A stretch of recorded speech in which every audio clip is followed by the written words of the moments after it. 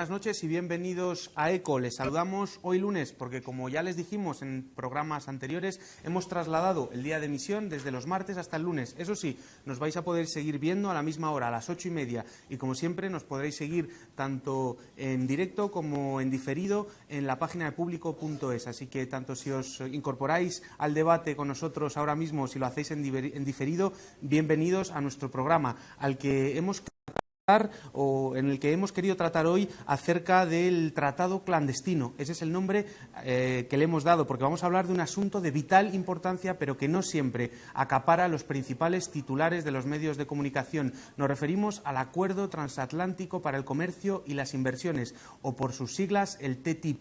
¿Os suena? Pues esta mañana hemos ido porque había un acto organizado por la OCU, la Organización de Consumidores, en donde había diferentes representantes, tanto de partidos políticos como de la Comisión Europea. Y hasta allí se han ido nuestros compañeros de Econonuestra, Luis y Mario, y los compañeros de Temex, la televisión social, a recoger algunas de las opiniones de estos representantes. Os dejamos con el vídeo y enseguida volvemos para presentar a los invitados e iniciar el debate. Bienvenidos. Esto es ECO.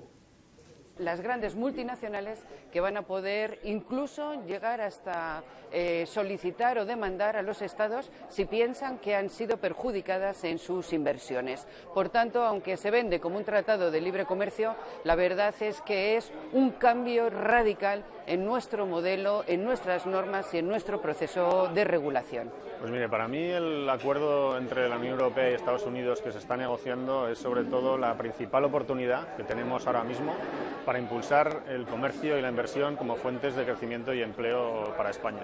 El TTIP es un acuerdo que debería permitir que no exista la discriminación en el comercio entre Estados Unidos y la Unión Europea, lo que implicaría eliminar los aranceles en su gran mayoría, asegurar que las empresas europeas sean tratadas en el mercado americano igual que las empresas americanas y, donde sea posible, sin poner en cuestión el nivel de protección para el consumidor, reducir los costes innecesarios de la duplicación reglamentaria.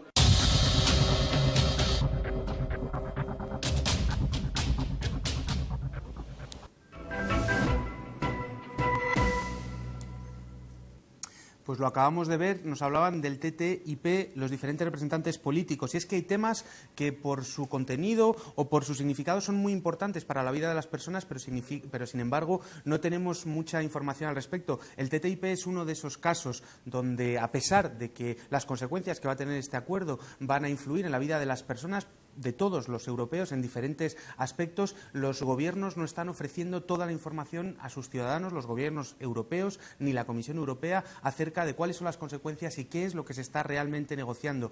Para ir desentrañando qué es lo que hay detrás de estas siglas, tenemos a tres invitados de lujo que nos van a permitir ir viendo los diferentes aspectos. En primer lugar, tenemos a Sol Sánchez, coordinadora de Ataque España. Muchas gracias por estar con nosotros. A vosotros por invitarnos.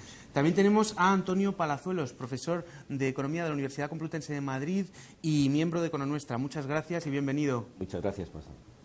Y también tenemos a Yolanda Quintana, portavoz de la Confederación Española de Organización de Amas de Casa y Consumidores y Usuarios. Bienvenida y muchísimas gracias por estar con nosotros. Encantada y gracias por la invitación. Muy bien, pues si queréis vamos a empezar con un pequeño titular, una pequeña valoración de lo que nos decían los políticos y del Tratado de Libre Comercio. Si quieres empezamos contigo.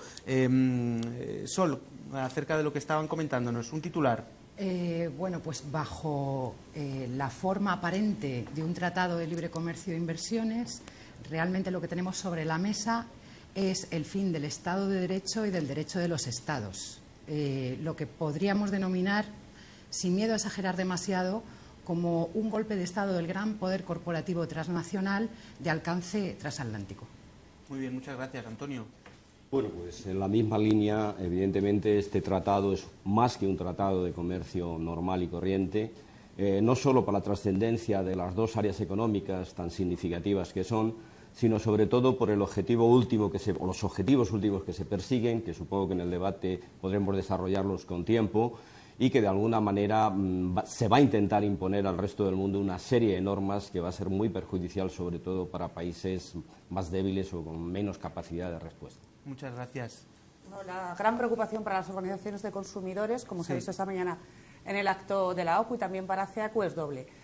Por un lado, el procedimiento por el que este Tratado de Libre Comercio, que en realidad es la creación de un área de mercado único entre Estados Unidos y Europa, se está creando un procedimiento en el que no hay transparencia, en el que no hay una adecuada participación. Pues, por ejemplo, el 90% de las entidades que han participado han sido multinacionales frente a un 8% de entidades sociales como organizaciones de consumidores. Entonces, la primera preocupación es el procedimiento por el que se está negociando y, en segundo lugar, el escenario que está abierto. No hay ningún texto consolidado que se conoce, los textos que vamos conociendo son textos a posteriori, pero hay muchos escenarios abiertos que nos preocupan, desde los servicios públicos hasta la cláusula de reconocimiento mutuo, que supone que entren en Europa productos ahora mismo prohibidos y que rebajan el nivel de protección de los consumidores, y sobre todo el fin de un mecanismo que costó bastante conseguir, que fue el principio de precaución. Este escenario que se abre y que no sabemos cómo va a quedar al resultado de las negociaciones es lo que nos preocupa a las organizaciones de consumidores españolas y europeas. Perfecto, pues muchísimas gracias por darnos esta primera pincelada de lo que pensáis acerca del TTIP. Nosotros, para poder investigar un poquito más acerca de esto, hemos preguntado a Antonio Estella, profesor de Derecho Administrativo y catedrático Jean Monnet, y a Luis Rico, representante de Ecologistas en Acción de la campaña No al TTIP. Os vamos a dejar con un vídeo en donde en una conversación nos explican qué es para ellos este tratado y volvemos enseguida con los invitados. Es un hito, digamos, importante en las relaciones entre Estados Unidos y la Unión Europea. Se lleva hablando de este tema desde hace muchísimo tiempo y ahora por fin las administraciones, digamos, de estos dos polos llevan un tiempo negociando sobre esta cuestión que es de absoluta relevancia. Por lo tanto, está plenamente justificado que todos los focos mediáticos y políticos estén puestos sobre la negociación del TIP. Bueno, yo creo que para entender el significado de este Tratado de Libre Comercio entre la Unión Europea y Estados Unidos, un poco hay que entender el contexto global, ¿no? Un mundo occidental, sobre todo la de la Unión Europea, en crisis, con unas potencias externas que están creciendo mucho más rápido, ¿no? Que esa hegemonía occidental se ve cuestionada y el TTIP de repente pues surge como una respuesta a esa crisis, y la respuesta, pues digamos, una respuesta muy parecida a la que estamos viendo ahora mismo en España, ¿no? Es una respuesta de corte neoliberal en el cual pues se aplica una serie de medidas que son los planes de ajuste estructural, ¿no? Pues privatizaciones, afianzar lo que son las inversiones con los tribunales ISDS, y hacer una serie de cambios regulatorios para que seamos más competitivos, ¿no? Una serie de cambios regulatorios pues para perder derechos sociales y ambientales, lo cual pues nos hace más competitivos, desgraciadamente, en el mundo, ¿no? Entonces ahí digamos que esa es la jugada la que están haciendo, ¿no? Pues Antonio y Luis nos dejaban entrever, igual que nuestros invitados, que hay dos cuestiones que divergen. Una es el significado real y otro el aparente. Aparentemente es libre comercio, es un tratado para promocionar el libre comercio, pero sin embargo ya existe el libre comercio entre Estados Unidos y Europa. Entre otras cosas, son principales socios comerciales. Por lo tanto, ¿qué se esconde detrás de este tratado? Antonio, si quieres empezamos contigo. ¿Hay un significado real y un significado aparente de este tratado? Sí, yo creo que evidentemente siempre es así, de todas las maneras. Es decir, todos los acuerdos económicos internacionales formalmente buscan unos objetivos y luego podemos encontrar otra serie de elementos que son significativos. Yo lo que quisiera resaltar es, de alguna manera, el contexto en el que surge, que de alguna manera los invitados anteriores han hecho referencia a ello, y es que, de alguna manera, hay que contextualizar cuando surge este tratado. Es decir, yo creo que hay dos o tres elementos que son significativos. Uno es que hasta los años 80 del siglo pasado, más o menos, diríamos, las relaciones internacionales eran fundamentalmente atlánticas, es decir, entre Europa y Estados Unidos. Esto ha cambiado sustancialmente y desde los años 90 esencialmente ha tomado como eje fundamental o centro esencialmente de la economía internacional en lo que es el Pacífico. Es decir, son las relaciones de Estados Unidos y los países latinoamericanos que tienen relaciones con los países asiáticos los que en estos momentos concentran la mayor parte del comercio y la mayor parte de las inversiones. Entonces, en este sentido, esa realidad ha hecho que desde los años 90 haya una vinculación cada vez más intensa de grupos económicos interesados en volver a recuperar cierto dinamismo a esas relaciones internacionales, y por eso desde los años 90 encontramos acuerdos de muy diverso tipo que de alguna manera también estarían en esta línea. Por último, hay otro elemento que yo creo que también es significativo, y es que hasta los años 90 más o menos los países desarrollados llegaban a sus acuerdos dentro del marco general donde se hacían las negociaciones del comercio mundial. ¿Por qué? Porque dominaban lo que se llamaba el GATT, que después pasó a ser la OMC, la Organización Mundial del Comercio. Pero resulta que desde los años 90, y sobre todo en aquella batalla llamada del movimientos antiglobalización, y también la aparición de lo que llaman algunos las economías emergentes, ha hecho que ya es muy difícil hacer grandes acuerdos en ese marco. Y entonces, ¿esto qué ha hecho? Pues a las grandes potencias, en este caso la Unión Europea y Estados Unidos, saltarse el marco en el cual se desenvolvían antes las negociaciones e intentar hacer un acuerdo que les vincule y que traten luego de vincular a todo el mundo, porque ellos van a marcar esa pauta. Entonces, en ese sentido, yo creo que eso es un elemento importante. Por otro lado, geoestratégicamente, hay toda esencialmente una estrategia de Estados Unidos, pero también de las grandes corporaciones europeas, y esto se expresa sobre todo en declaraciones de políticos importantes y también de responsables económicos, una preocupación por los países, como llaman a decir, la amenaza asiática que llaman, que en el fondo es la amenaza china, en este sentido, ¿no? Entonces, esto también yo creo que es un elemento significativo, es decir, que hay objetivos o hay significados reales también en ese proceso. Entonces, en este sentido, yo sería estos dos elementos. Y ya para terminar, un último aspecto que yo creo que es importante porque está en el fondo de todo lo que significa realmente el tratado, y es la imposición de hecho, pero reglamentado, de que los intereses privados están por encima de los Estados y de los intereses públicos. Esto es lo que se quiere realmente consolidar. Claro, y casi la identificación de los intereses de las grandes multinacionales con los intereses de la sociedad en general, ¿no, Sol? Vamos a ver. Para que nos hagamos una idea de realmente, porque esto del TTIP, efectivamente, es del tratado que estamos hablando, pero no es el único tratado. Esto es una cascada de tratados que se llevan, como comentaba Antonio, firmando desde los años 90 y que no vienen solos. Son, digamos, un paso adelante del gran capital transnacional.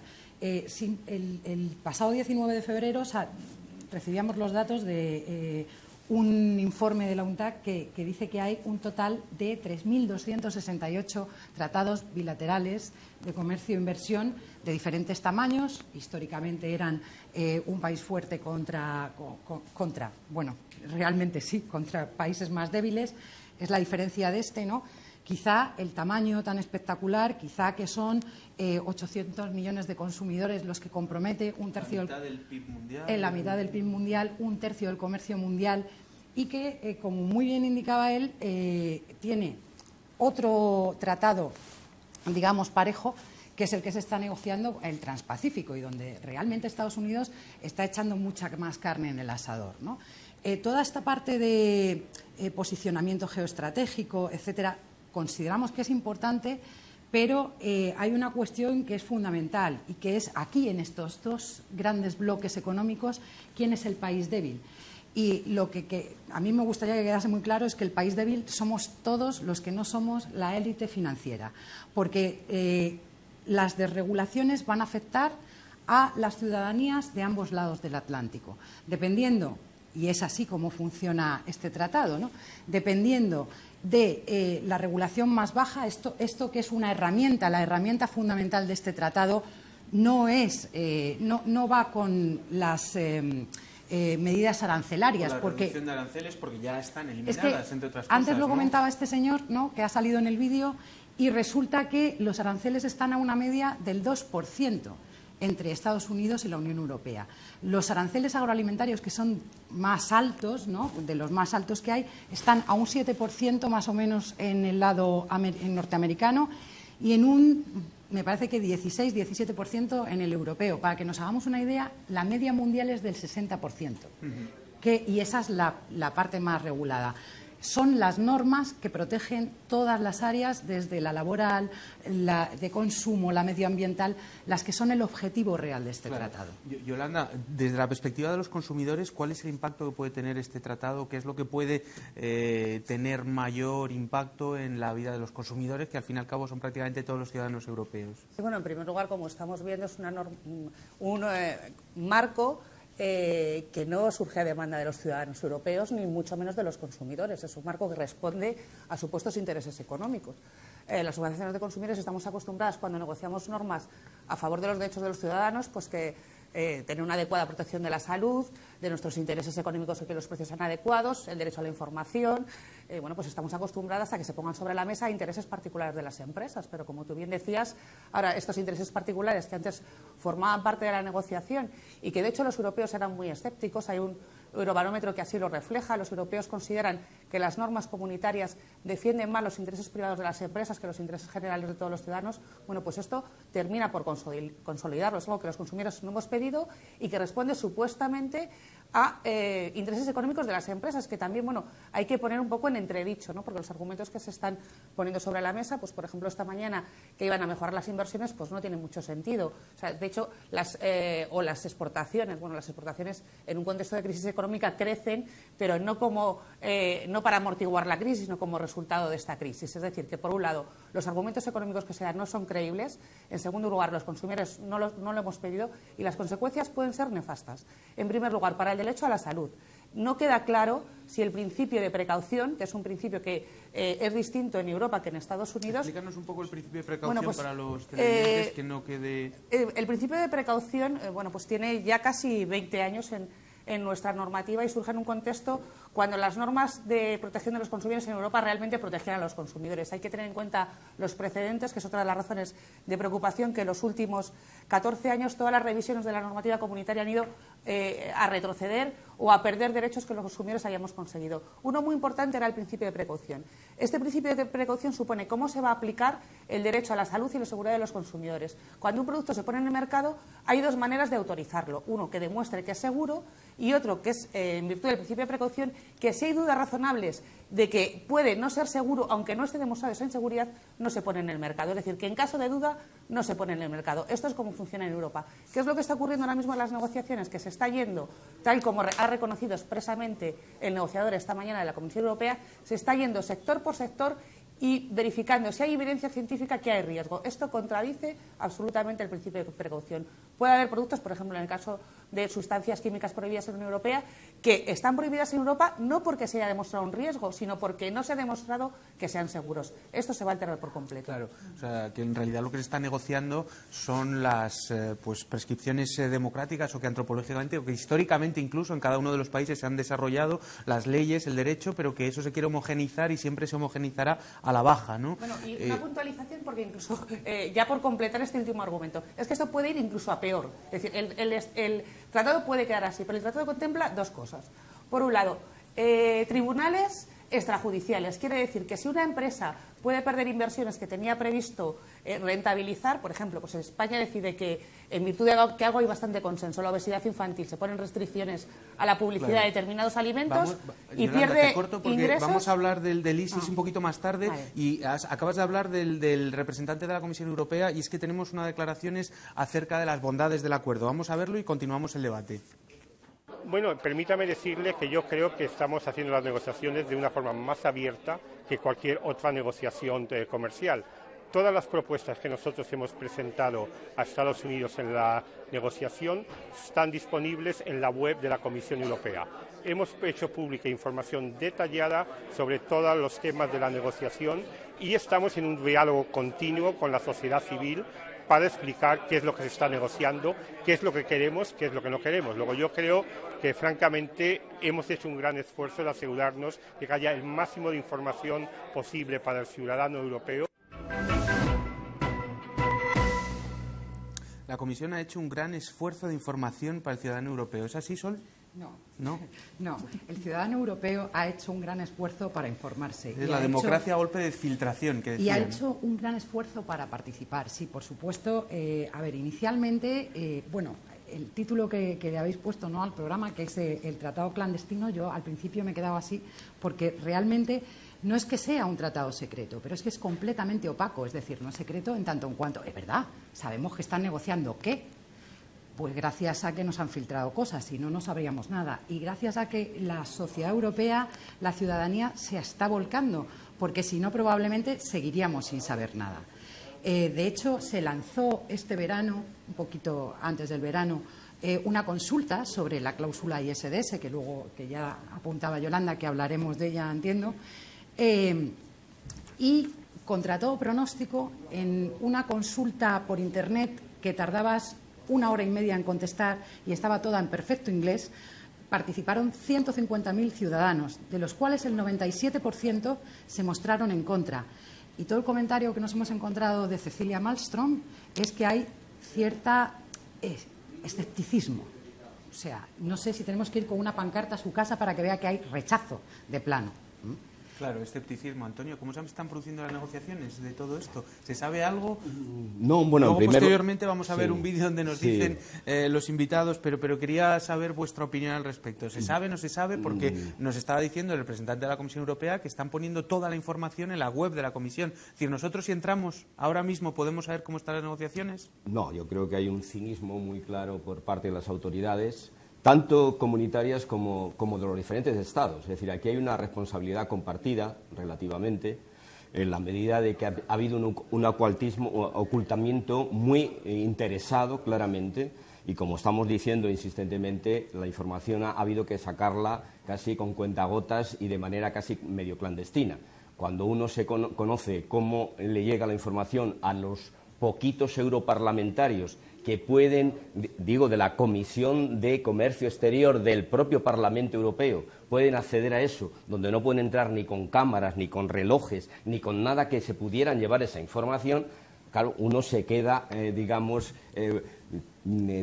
un poco vacío con el aseveramiento de este personaje, que es el negociador español en esa Comisión Europea, el jefe de la negociación, cuando dice claramente: en razón a la verdad, desde que está la nueva comisión hay un poquito más de información, eso sí que hay que reconocerlo, porque evidentemente se han encontrado con que hay una parte de la sociedad que está rechazando, sobre todo la parte de la sociedad organizada, rechazando muy fuertemente, y ya que están bastante avanzados en ese proceso, parece, de negociación, no les interesa que se frustre al final. Y en este sentido están haciendo el paripé de este tipo de reuniones en las cuales están muy disponibles, pero para decir sus argumentos.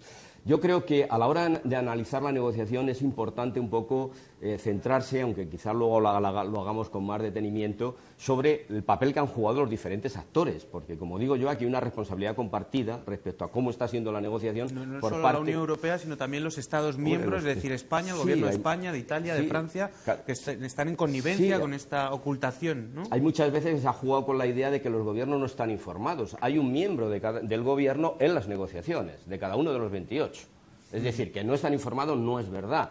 Lo que ha pasado es que no han querido informar a la ciudadanía, está muy claro. ¿Por qué? Porque ha sido una cosa oculta. Y ya no digamos ciertas iniciativas de algún partido político, en el caso concreto de España, que lo ha llevado al Parlamento y que se ha rechazado realmente ni siquiera debatirlo. Yolanda, nos hablabas del ISIS, vamos a ver lo que nos comentaba precisamente el representante del Partido Popular y justo después volvemos a ti con eso que nos comentabas.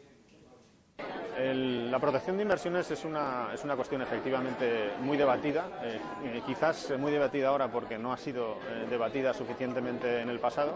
Realmente España tiene muchísimo interés en que sus inversiones en el exterior, las inversiones de sus empresas, sean protegidas. Hemos visto el ejemplo reciente de Repsol y la confiscación de su participación en YPF, las implicaciones que ello tuvo, y precisamente por el hecho de tener un acuerdo de protección de inversiones se consiguieron recuperar 5.000 millones de dólares por parte de la empresa, que son 5.000 millones que ha recuperado para sus accionistas y, por tanto, para todos los ciudadanos.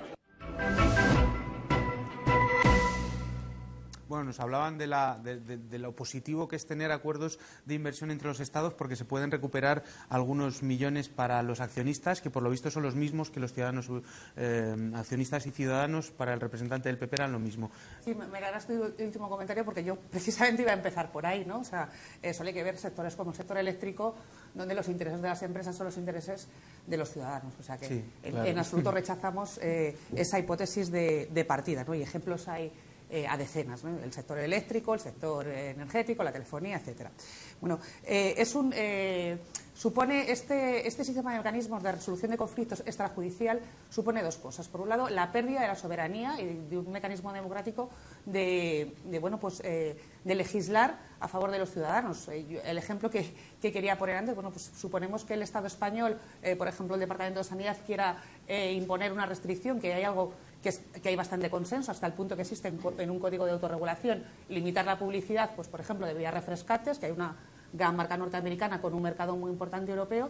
Bueno, pues esa norma, una norma para restringir la publicidad y por lo tanto restringir el mercado de estas bebidas refrescantes por su impacto en la salud, algo en lo que hay consenso porque existe un código de autorregulación donde se intenta restringir, pues no podría pasar a la legislación porque seguramente supondría una pérdida de la inversión y de los beneficios que esta empresa esperaba tener en España. Es decir, que supone, por un lado, la pérdida de la capacidad legislativa de los Estados.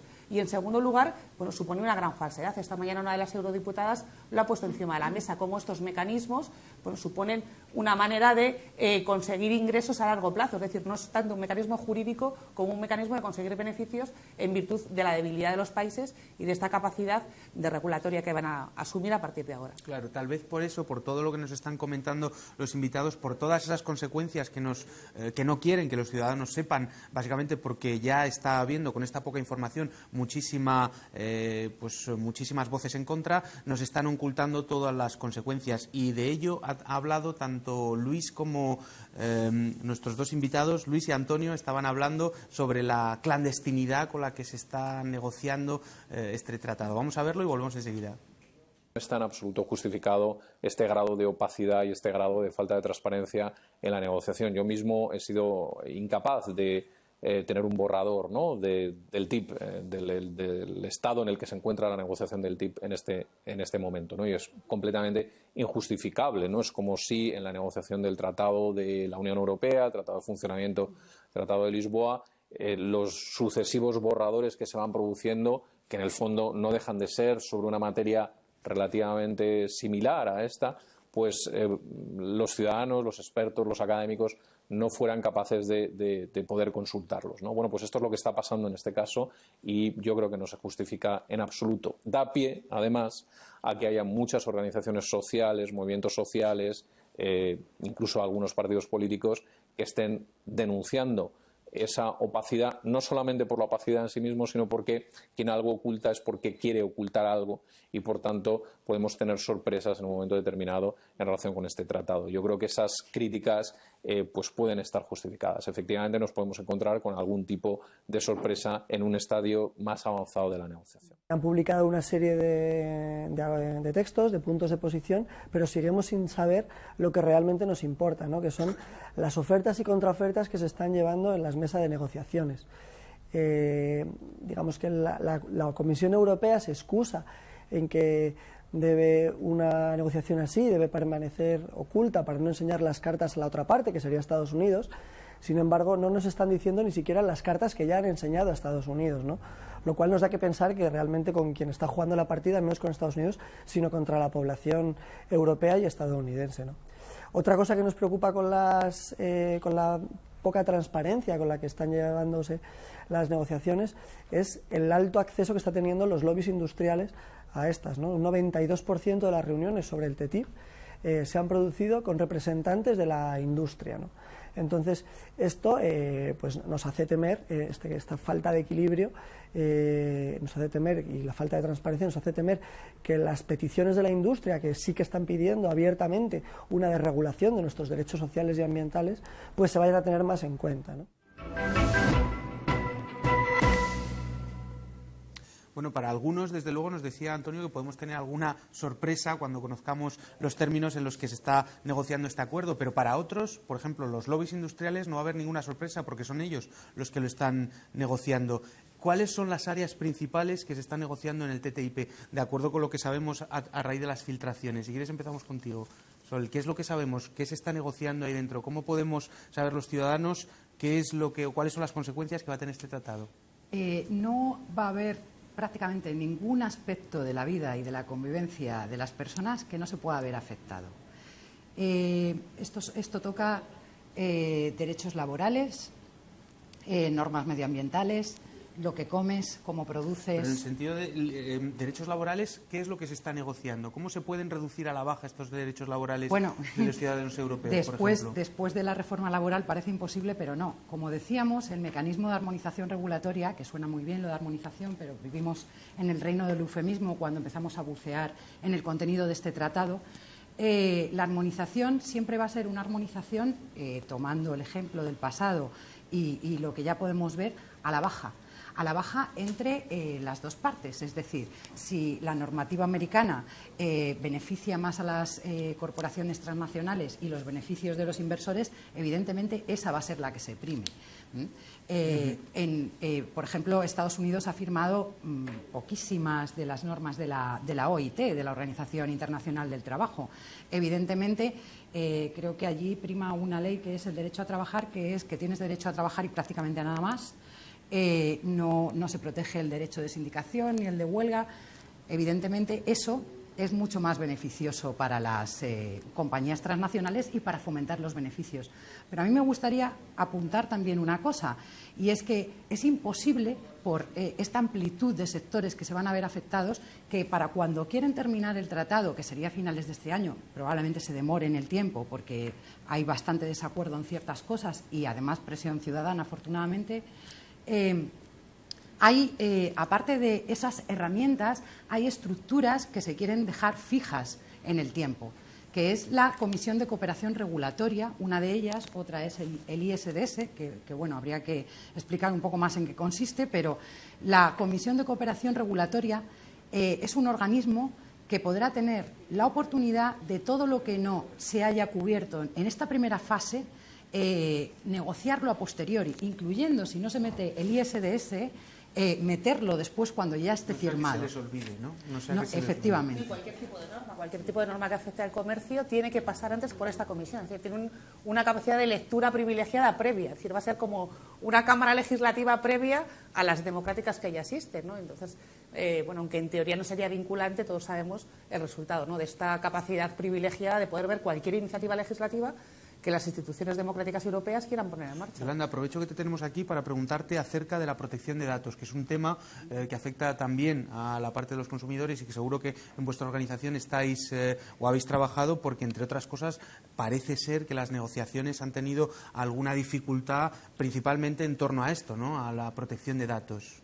Bueno, han tenido una dificultad por razones evidentes. Cuando el Parlamento Europeo, al final de la legislatura, aprueba lo que se llama el paquete de datos, coincide con un informe del Parlamento Europeo demoledor analizando los impactos en los derechos de los ciudadanos, sobre todo la privacidad, de prácticas ilegales, según el Parlamento Europeo, como el espionaje masivo por parte de Estados Unidos. Entonces, en este contexto, cuando está negociando con un país con el que el Parlamento Europeo ha acreditado que realiza prácticas ilegales de espionaje masivo, bueno, pues todo lo que supone privacidad genera una gran preocupación. Y en este contexto, el paquete de datos que se aprobó al final de la legislatura pasada, bueno, está pendiente y forma parte también de estas negociaciones. Es una preocupación un tanto imaginaria, ¿no?, porque en la realidad siguen negociando, a pesar de que hayan puesto el grito en el cielo y que aparentemente se hayan enfadado y las negociaciones enfriado. Esto era en enero, siguen negociando y esto sigue su curso, ¿no? Sí, claro, o sea, es completamente una posición cínica por parte de los negociadores. Vale, de acuerdo. Vamos a ir a un vídeo que nos hablaba una europarlamentaria acerca precisamente de lo que estamos hablando y continuamos con Antonio enseguida.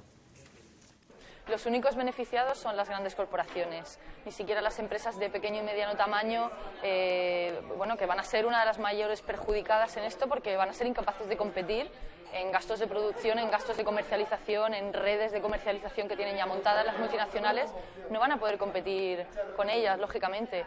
Y perdedores, los ciudadanos, tanto como ciudadanos por nuestros derechos adquiridos en las democracias occidentales y en los estados de bienestar, como nuestros derechos como consumidores. a la hora de ir a un supermercado o usar servicios privados, etcétera, etcétera. O sea, los únicos beneficiados son las multinacionales. Bueno, estaba otra vez comentándonos que efectivamente los grandes beneficiarios eran las multinacionales. ¿Cómo se cristaliza eso en la realidad, Antonio? Bueno, yo creo que una manera de acercarse a darse una idea de cómo se está llevando, digamos, de las características de la propia negociación y los beneficiarios realmente de todo el acuerdo, a veces es centrándose un poquito en algunos aspectos que son un poco conocidos, pero que es significativo. Por ejemplo, ha salido varias veces el tema de lo de los lobbies. Sí. Bueno, es impresionante cuando uno se acerca a toda la documentación que hay, que tampoco es que sea un tema, digamos, excesivamente conocido, ¿no? En el caso concreto de los lobbies, pero ya no solo para el tratado, sino para la política normal en la Comisión Europea, y claro, uno se queda de piedra.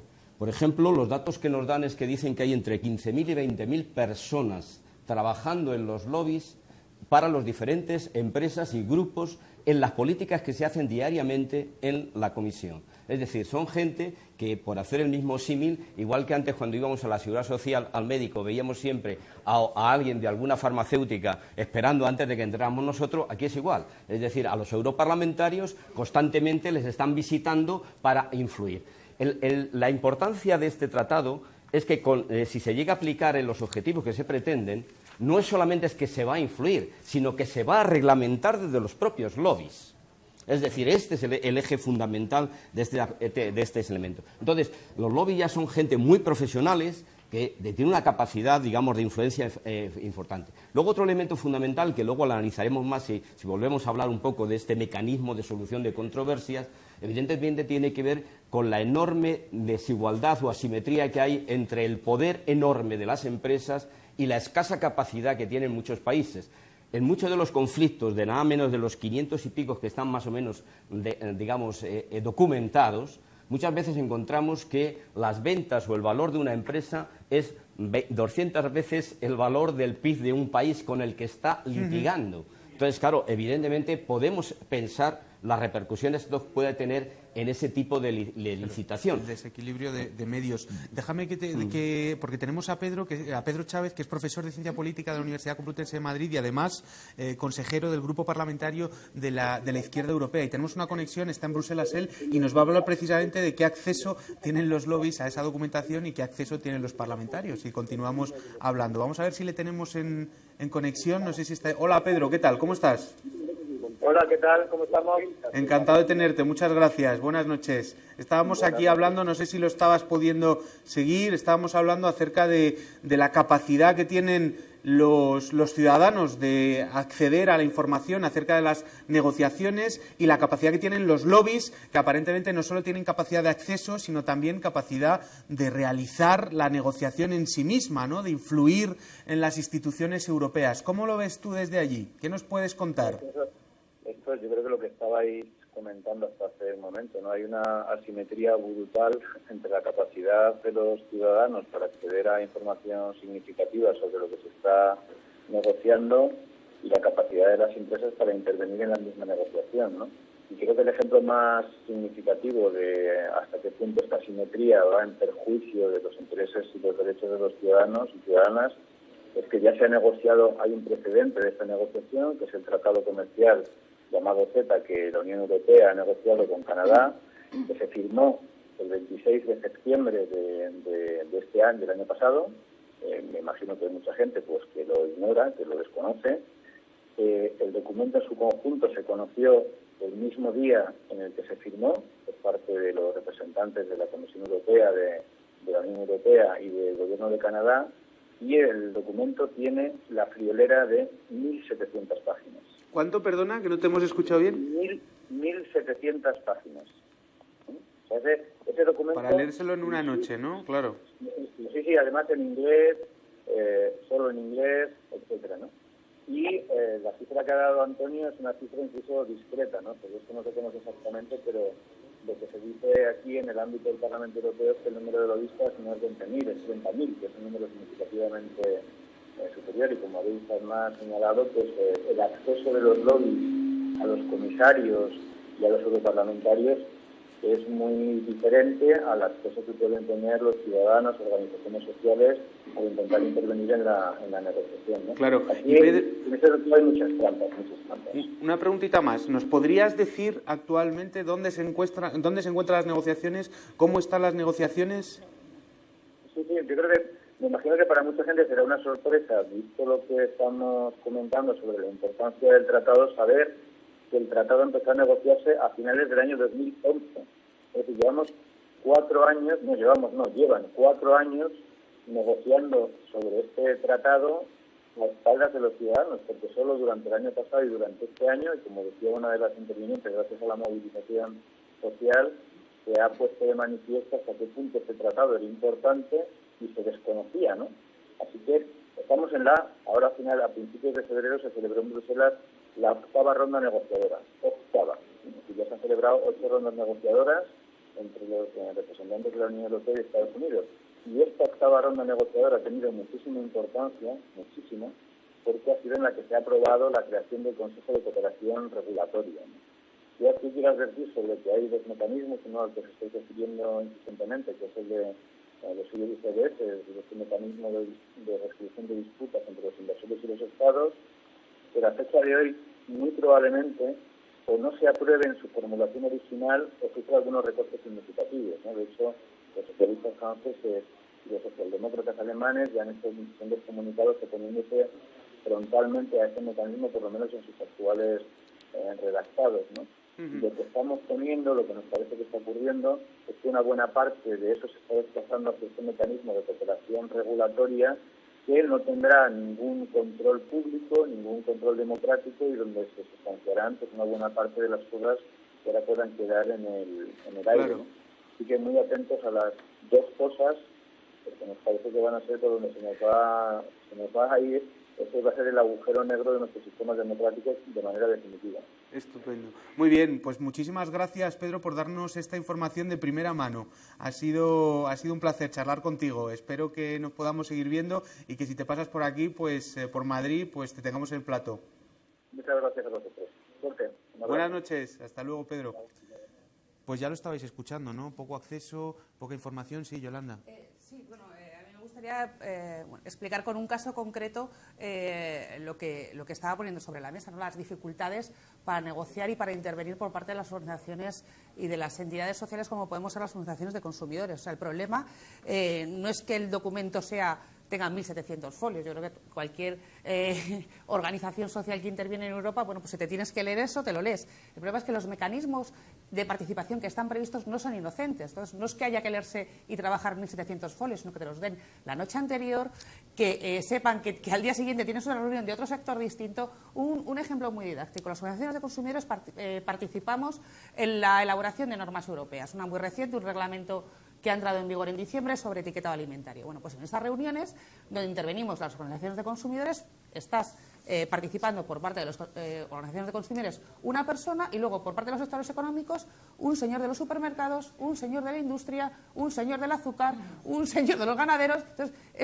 son mecanismos de participación que no son en absoluto inocentes. No es el problema de que haya un documento de 1.700 folios, es que son mecanismos creados a propósito para dificultar y para obstaculizar una auténtica participación ciudadana. Claro, pues con todo lo que nos estáis diciendo creo que ya tenemos elementos suficientes en la mesa como para saber cuáles van a ser los beneficios y los costes de este tratado, ¿no? Y de hecho hemos preguntado porque la Comisión Europea utilizó en su momento una cifra que encargó a un think tank de economistas basado en Londres, un think tank conservador que decía que este acuerdo traería alrededor de 119.000 millones de euros al año de beneficio para la Unión Europea y además lo dividía entre toda la población de la Unión Europea y nos tocaba a cada uno 545 euros. Es decir, si este tratado se firma, según la Comisión Europea, todos tendremos a final de año 600 euros más alrededor.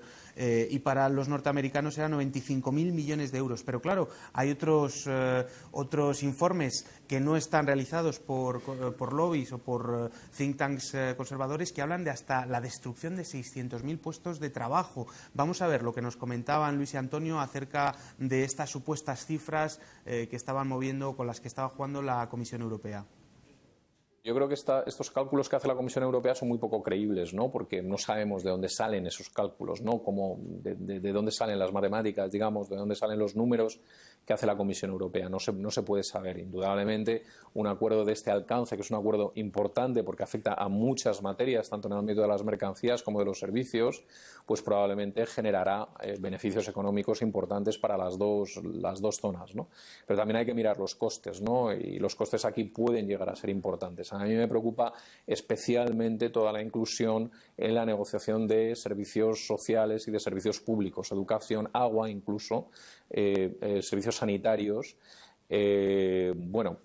Hay organizaciones que dicen que eso puede abrir la puerta a una privatización de todos estos servicios públicos tal y como los entendemos en la Unión Europea, no tanto quizá como los entienden en Estados Unidos, y yo creo que, teniendo en cuenta sobre todo el grado de opacidad en el que se están llevando estas negociaciones, pues no me extrañaría, podría ocurrir que al final nos encontráramos con un fenómeno de crowding out, ¿no? En definitiva, ¿no? De retirada, digamos, de la inversión pública y entrada, digamos, de los inversionistas privados en sectores que son, desde mi punto de vista, absolutamente fundamentales para poder hablar de un estado de bienestar potente, fuertemente asentado en los países europeos. Me gustaría empezar cuestionando los beneficios, porque como comentabas, hay una falta de claridad sobre qué modelos se han utilizado, ¿no?, para dar estos datos, y de hecho los modelos generalmente ofrecen escenarios y la Unión Europea nos repite unos datos como si fueran ciertos cuando a todas luces no lo son. De hecho hay estudios que lo que predicen son una pérdida de empleos a nivel global en la Unión Europea, como ya ocurrió la entrada del Tratado de Libre Comercio en América del Norte, donde en Estados Unidos se perdió 1 millón de puestos de empleo, ¿no? Entonces digamos que empezamos cuestionando esos supuestos beneficios que la Comisión Europea nos está dando. Y por otro lado, lo que nos tememos es ese interés por aumentar nuestra competitividad, aparte de perder derechos sociales. Recordemos que quien está negociando es la Comisión Europea, que es parte de esa troika que nos está pidiendo que hagamos toda una serie de esfuerzos, que rebajemos nuestros derechos laborales, nuestros derechos sociales, que subamos el IVA para ser más competitivos. Entonces, estas son las mismas personas que están negociando por una Europa más competitiva. Entonces, lo que nos tememos es que efectivamente lo que vaya a ocurrir es ese desmantelamiento de nuestros derechos, ¿no? Divergencia de opiniones, y es que en función de la teoría económica que se escoja tendremos un resultado u otro. Antonio, cuéntanos un poco, ¿esas cifras de dónde salen? ¿Son verdad? ¿Son mentira? ¿Por qué hay otras cifras que dicen exactamente lo contrario? No, yo voy a ir un poco más al corazón del fondo de lo que se está diciendo, y es decir, vamos a ver, con los conceptos económicos o con las ideas económicas, como tú dices, de alguna manera se pueden utilizar, depende de o las teorías o las ideologías de cada uno, pero lo que es de alguna manera rechazable y una falacia es siempre asociar a que un mayor comercio, en el caso hipotético que se pudiera dar mayor comercio, está garantizando mayor crecimiento, y ya no digamos que cualquier mayor crecimiento genera empleo. Es decir, esa similitud es que es rechazable por principio, porque se puede dar, quien dice que no, pero también no se puede dar. Y de hecho ya tenemos una experiencia de los últimos 30 o 40 años que estamos viendo cómo el crecimiento económico no va asociado realmente con empleo, y ya no digamos qué tipo de empleo. Entonces, además, el crecimiento del comercio del que nos hablan se haría en detrimento del comercio intraeuropeo y a favor del comercio norteamericano. En teoría, estos estudios que nos dicen que incrementará los beneficios para los ciudadanos europeos hablan de incrementar el comercio entre Estados Unidos y Europa, y en detrimento del comercio intraeuropeo, ¿no? Esa parte no la han, digamos, divulgado. Es decir, ellos han dado la impresión, o digamos, jugando con sus datos, de que no solamente iba a incrementarse el comercio entre Estados Unidos y la Unión Europea, sino hasta el comercio mundial en general. Pero lo que no hablaban era la incidencia que puede haber del comercio intrarregional, es decir, dentro de la propia Comunidad Europea, en la medida de que se desvíe, como se dice normalmente en teoría, ese comercio, en ese sentido, ¿no? Sol. Hay sectores como el sector agrario que, para poder competir, de hecho, con Estados Unidos, tendrían que sufrir una reestructuración completa de su modelo productivo que les llevaría a que, pues, tener explotaciones tipo las americanas, donde aquí trabajan unas 57 personas, allí trabajan 6. O sea, que imaginemos la incidencia que puede tener eso en el aumento de paro, que realmente son los datos empíricos que tenemos. Lo único que podemos mirar son otros similares, ¿no? Como por ejemplo, el tratado entre Estados Unidos, México y Canadá, que acaba, el NAFTA, que acaba de cumplir 20 años. Ahí tenemos evidencia empírica donde podemos saber los efectos sobre las poblaciones. Que se destruyeron casi 1 millón de puestos de trabajo netos en Estados Unidos, que la población mexicana, los trabajadores prácticamente fueron llevados a la esclavitud en las peores condiciones laborales imaginables, y los sueldos de los estadounidenses se retrotrajeron a cifras de los años 70. Claro. Yolanda, no sé si vosotros tenéis alguna cifra alternativa a estas cifras que nos hablaban de la Unión Europea, o por lo menos algún estudio del impacto que tendrá sobre los consumidores. Lo que podemos manejar son precedentes. Por ejemplo, la liberalización de los servicios públicos, que es un ejemplo que se pone pues como ventaja por el descenso de las tarifas. Pues tenemos el ejemplo del sector eléctrico, ¿no? Donde desde que sea supuestamente liberalizado, porque también es un concepto un poco curioso que un sector oligopolístico se llame liberalizado, pero utilizando ese término, ¿no? Pues han incrementado las tarifas hasta un 80%, desplazando a amplias capas de la población de un servicio básico y esencial como es el suministro eléctrico. Y también el impacto en los precios hay que rechazarlo. Hay que tener en cuenta que cuando un mercado lo inundas de productos con una seguridad B, habrá consumidores A y consumidores B. Los consumidores A que puedan pagar un plus por productos más seguros, con su sello ecológico, con su sello de seguridad, y consumidores B que tengan que aceptar esta serie de productos de gama baja con una serie de componentes que ahora mismo en Europa están prohibidos, y todos los consumidores somos iguales y a un precio razonable tenemos productos seguros en el mercado. Todos nuestros invitados nos han estado hablando de un concepto, el mecanismo de resolución de conflictos, ¿no? Vamos a tratar de averiguar qué es lo que hay detrás, y para ello tenemos a los dos invitados que hemos estado hablando con ellos, Antonio y Luis, que nos han dado una perspectiva acerca de ello. Vamos a verlo y volvemos enseguida. El problema que se plantea, bajo mi punto de vista, no es tanto de privatización de la justicia como de credibilidad, ¿no? Es decir, para mí, esto es una cuestión un poco más general, ¿no? Los sistemas de arbitraje se han planteado históricamente en el derecho como algo excepcional, más bien como una segunda solución, que aumenta la celeridad de los procesos y de la resolución de diferendos, ¿no? Entre dos partes, pero yo creo que nunca se han concebido y no están pensados para que se generalicen, ¿no? Pero fundamentalmente por razones de credibilidad. Es decir, una solución de un diferendo que realiza un árbitro, que está sometida, cuya implementación está sometida, digamos, a la voluntad de las partes, es de dudosa credibilidad, digamos, y desde luego de inferior credibilidad a la que puede aportar un tribunal de derecho. Yo veo como algo problemático que esta solución de conflictos a través del arbitraje se expanda de esta manera en la que se está expandiendo, ¿no? Este tipo de tribunales de arbitraje, digamos que es un mecanismo para socavar la democracia, digamos que está dando mucho más poder, dar un poder directamente a las multinacionales para poder presionar sobre la legislación, ¿no? O sea, hay casos como el de Egipto, donde por subir el salario mínimo una multinacional pues denunció a este país, ¿no? O tenemos el caso de Sudáfrica, lo mismo, para corregir el déficit histórico de inversores negros, se sacó una ley que fue contrarrestada por parte de inversores italianos que no la veían justa. Entonces lo que vemos es que esto es un mecanismo por el cual directamente las multinacionales pueden desafiar la legislación social de un país, digamos que te ata de pies y manos para todo mejora social que quieras hacer en el futuro, puesto que puede ser desafiada por multinacionales, ¿no? Comentaba precisamente un legislador canadiense que desde que entró en vigor el Tratado de Libre Comercio de América del Norte con este tipo de tribunales, cada legislación ambiental, según se empezaba a discutir, recibía ya cientos de amenazas de abogados que decía, como esta ley siga adelante, vais a tener un problema.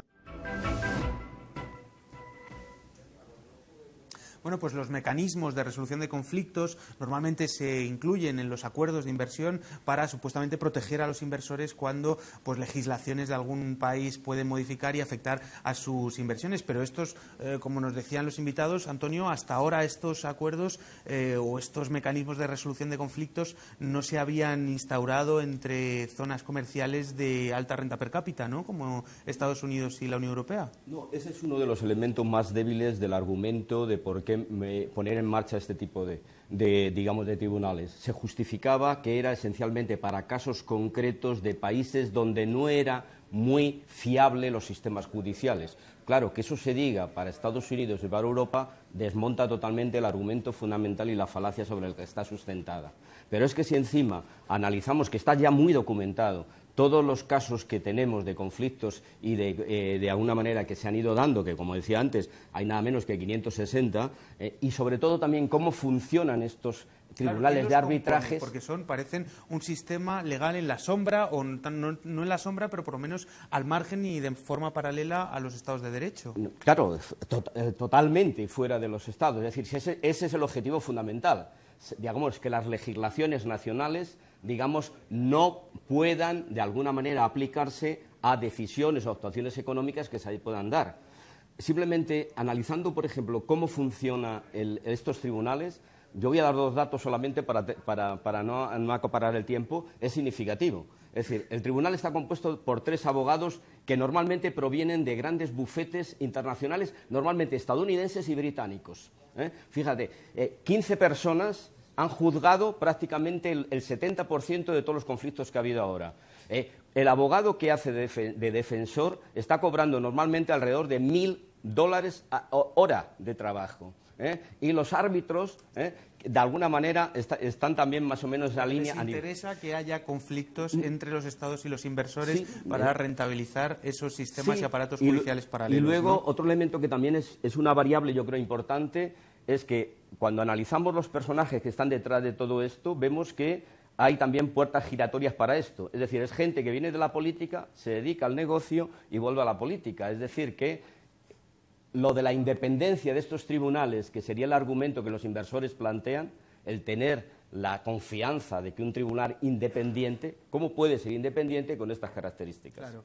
Y ante esto los ciudadanos, los pueblos europeos, se sienten en cierta medida pues desatendidos o indefensos, y estamos viendo numerosas manifestaciones. Los compañeros de TMX, la televisión social, cubrieron una de estas manifestaciones, de las cuales os queríamos poner un trocito, porque queremos también en esta última parte del programa saber qué es lo que podemos hacer, cómo podemos incidir en las negociaciones, ya bien sea pues leyendo más, pero también haciendo acciones en la calle y manifestaciones como la que vamos a ver en el siguiente vídeo.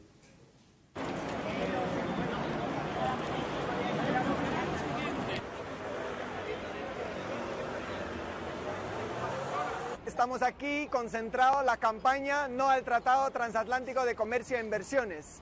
Estamos aquí para mostrar nuestro rechazo, tiene que detenerse y, en fin, os animo también a entrar por internet, en los grandes medios no se habla mucho, pero intentar informaros. Estamos en una fase de dar a conocer este tratado a la gente o estas negociaciones, y si puedes... Y si puedes, infórmate, es lo que nos quería decir el compañero. Pero quería, Sol, no sé si te has quedado con algo que decir, o respecto a las movilizaciones que está habiendo, ¿cuáles son los proyectos o las campañas de movilización a las cuales los ciudadanos podemos acceder? Bueno, vamos a ver, se están llevando a cabo varias acciones. Primero decir que, creo que se veía en el vídeo un poco por allí de lado, aquí hay 2 metáforas sobre todo que se están utilizando. Por un lado es el caballo de Troya, porque es lo que al final la gente entiende que es este tratado, que al final van a legislar las grandes corporaciones, etcétera. Y por otro lado, y esto enlaza con las acciones, el vampiro, ¿no? Porque lo que necesitamos es que a esto le dé la luz. Porque los grandes medios de comunicación aquí en España estamos viendo que hay una tremenda oposición a que todo esto salga. Parece como que no interesa o que es súper complicado. En Alemania, en Francia y en el norte de Europa, esto está en los telediarios nacionales un día sí y otro también. aquí nos está costando mucho, pues bueno, eso dirá más o menos de la democracia que tenemos nosotros ahora mismo, ¿no? Y de su calidad. Pero bueno, de todos modos, hay una alianza a nivel europeo. Estamos recogiendo firmas. Hoy, justamente, acabamos de publicar que hemos llegado al 1,5 millones de firmas recogidas en toda Europa contra el tratado. Aparte de eso, se están haciendo mociones en todos los ayuntamientos. Bueno, en todos los ayuntamientos nos gustaría que se hicieran, ¿no? Pero llevamos muchos, más de 11 ayuntamientos y regiones se han declarado ya en España zona libre de TTIP. Se da el caso que en Europa son muchísimas más y que incluso Bruselas se ha declarado zona libre de TTIP su ayuntamiento. Esto genera grandes debates en los pueblos, en los ayuntamientos, y está siendo muy positivo. Y aparte estamos preparando, igual que hicimos el día 11 de octubre, desde la campaña contra el TTIP en España, en conjunto con el resto, para el día 18 de abril una jornada transatlántica, porque también se está organizando en la parte estadounidense, de acciones descentralizadas por todos los territorios para visibilizar nuestra oposición a este tratado. Yolanda, no sé. Lo que hay que desmontar es que es un tema que no interesa. Solo hay que ver cualquier de las pocas noticias que se publican sobre este asunto, suelen ser más compartidas incluso que noticias más triviales, ¿no? Entonces, desmontar esto por parte de las organizaciones de consumidores. Que hay interés. Interés hay. Y, bueno, lo que hay es dificultad de obtener la información, ¿no? Claro, lo que hay es dificultad y bueno, que los medios se esfuercen, como es este caso, en divulgarlo. Por parte de las organizaciones de consumidores seguiremos insistiendo en esta labor divulgativa y de buscar alianzas, como el acto de esta mañana de la Organización de Consumidores y Usuarios. Creemos que, por un lado, hay que explicar mejor el tratado y su alcance y poner sobre la mesa algo que se está ocultando, que es cómo va el impacto que va a tener en los derechos de los consumidores, y, en segundo lugar, ver que es un problema común, ¿no? Que no solo afecta a los consumidores, sino también a otros grupos sociales y económicos con los que podemos compartir preocupaciones, como pueden ser los productores o los ganaderos. Entonces, esa línea de acción es la que vamos a seguir las organizaciones de consumidores, junto a la participación en los órganos europeos, en los que muy precariamente, pero estamos presentes, como el Consejo de Consumidores Europeo y el Consejo Económico y Social de Europa. Antonio, no sé qué capacidad tienen los ciudadanos europeos de poder mostrar su rechazo, y no ya tanto que mostrar su rechazo, sino que eso se cristalice en una oposición legislativa a este tipo de acuerdos. Porque también hablabas tú del problema o de la connivencia de los Estados miembros. Entonces, algo podremos hacer, no siempre echar la culpa a Bruselas, sino hacer algo desde los Estados nacionales. Sí, yo creo que en primer lugar, todo pasa por una movilización social, evidentemente, que es la única que tiene capacidad para incidir y para llevar a la opinión pública. También de clarificación y de información todo lo que se pueda. Y también de desmontaje de todas las mentiras y todas las patrañas que están llegando, aunque sea muy parcialmente, a la... Una de ellas era poner a Estados Unidos como el malo de la película, como si Estados Unidos quisiera, de alguna manera, avasallar a Europa, a los europeos, etcétera, etcétera. Hay que dejar muy claro que esto es parte, digamos, de la lucha social así en general. Y sí, algunos han utilizado hasta la palabra lucha de clases, en el sentido de que, evidentemente, los que están más interesados en este tipo de acuerdos, según lo quieren sacar, son las grandes corporaciones europeas y estadounidenses. Es decir, no hay diferencias en los intereses de las grandes corporaciones. Pues muchísimas gracias a los tres invitados que han estado hoy con nosotros. Yo creo que nos han permitido obtener una perspectiva muy clara del TTIP. Por supuesto, nos quedan muchísimas cosas de las que hablar, pero es que vosotros mismos nos habéis dicho que es tal la amplitud del acuerdo que harían falta varios programas. Seguiremos ahondando en ellos. En todo caso, muchísimas gracias por haber estado con nosotros. Gracias. Y a los televidentes, pues como siempre, la última palabra. Yo me quedo con tres de las cosas que han nombrado los invitados. Desmontar las mentiras, que además recordaba una campaña de Economía Sol del 15M que nos comentaba Antonio. Invertir en luz, es decir, tratar de saber, de informarnos y de presionar incluso a los medios de comunicación, también a nuestros gobiernos, para que nos informen acerca de qué es lo que se está negociando en esos tratados. Y por último, movilización social imprescindible para realizar o para que todo esto pueda tener pueda tener algún futuro que no sea el que nos están enseñando. Y para terminar, como siempre, os queremos recordar que el lunes 9 de marzo, estaremos aquí con un programa acerca de la crisis y su impacto en la crisis y género. Todavía no tenemos un título al respecto, pero lo tendremos y os convocamos el lunes 9 de marzo, aquí, como siempre, a las 8:30. No queríamos terminar sin, como siempre, ofreceros dos alternativas para hacer en vuestro rato libre o vuestro rato militante. El primero de ellos es un ciclo de conferencias de economía feminista que se dará el 13 de marzo en la Casa Azul de Córdoba, organizado por Ecologistas en Acción. Y también queríamos ofreceros un pequeño libro, un clásico contemporáneo, ya lleva algunos años en el mercado, era Retirar la escalera, la estrategia del desarrollo en perspectiva histórica, de la editorial Catarata. El autor es Chang, C-H-A-N-G, ese es su apellido. Os recomendamos que lo leáis porque trata de muchas de las cuestiones que hemos hablado aquí y de cómo supuestamente el comercio internacional o la apertura de esas fronteras tiene que traer prosperidad, pero no siempre sucede así, por no decir que casi nunca sucede así. En cualquier caso, muchísimas gracias por estar con nosotros. Ya sabéis que las entrevistas completas las podéis encontrar en la web de los compañeros de Temex, la televisión social. Ahí podéis consultarla y, como siempre, en público.es podréis ver y, por supuesto, difundir, que es muy importante para nosotros, este programa. Muchas gracias y hasta la próxima.